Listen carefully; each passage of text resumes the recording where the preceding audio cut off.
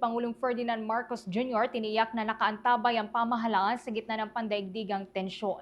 Kaugnay yan, may nakalapang report si Bombo Annalise Soberano. Tiniyak ni Pangulong Ferdinand Marcos Jr. na patuloy nakaantabay ang gobyerno sa mga pangyayari lalo na sa Middle East upang matiyak na hindi maapektuhan ang kabuhayan ng mga Pilipino. Ito ang naging tugon ng Pangulo bilang sagot sa pangamba ng ilan sa posibleng mangyari sa mga susunod na araw o linggo dahil sa umiiral na labanan sa Middle East. Ayon kay Pangulong Marcos, mahigpit na binabantayan ng gobyerno ang mga bagong developments sa international situation upang matiyak na patuloy na makapaghahanap buhay ang mga Pilipino at makapasok sa trabaho ang mga commuter. Dagdag pa ng Presidente, nakahanda din ang pamahalaan na umalalay sa mga mamamayan at ginagawa ang lahat ng hakbang upang hindi maging malaking problema sa bansa ang epekto ng kaguluhan sa gitnang silangan. Pakinggan natin si Pangulong Ferdinand Marcos Jr.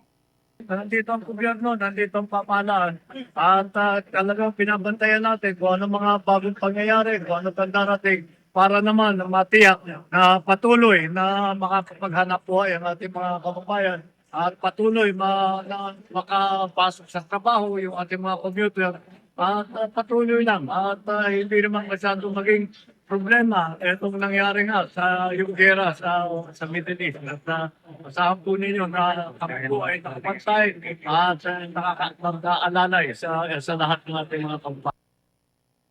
Samantala, kaninang umaga pinangunahan ni Pangulong Marcos ang pamamahagi ng fuel subsidy sa mga driver ng pampublikong sasakyan kasunod ng biglang pagtaas ng presyo ng produktong petrolyo. Ayon sa Pangulo, unang makakatanggap ng tulong ang humigit kumulang 30,000 na tricycle drivers upang makatulong sa kanilang gasto sa krudo. Susundan ito ng mga jeepney drivers sa mga susunod na araw. Dagdag pa ng Pangulo, isasama na rin sa programa ang mga TNVS driver, ngunit inaayos pa ang kanilang record kaya inaasahang maipatupad ito matapos mabigyang tulong ang ibang sektor. Itinaliwanag ng Presidente na layunin ng programa, maibsan ang epekto ng patuloy na pagtaas ng presyo ng petroleum products sa kabuhayan ng mga driver. Muli si Pangulong Ferdinand Marcos Jr. Well, no, this is just the beginning of the distribution. This is something that we have to do because of the sudden increase in oil prices. Ganitong nangyari. Pataas ng pataas ang lahat ng petroleum product. Kaya we have to do this para matulungan naman.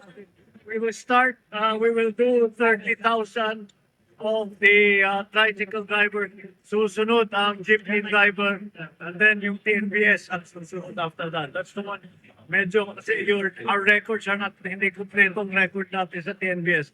Yung sa jeepney, susunod yun siguro late this week or Si Pangulong Ferdinand Marcos Jr. Mula sa Malacanang, Bombo Annalise Montaño Soberano nag-uulat. And this is Bombo Radio Philippines, the #1 and most trusted source of news and information. Basta Radio, Bombo! For the most trusted source of news and information, visit our website at www.bomboradio.com. Follow us on Bombo Radio mobile app, Facebook, YouTube, TikTok, and X, formerly Twitter.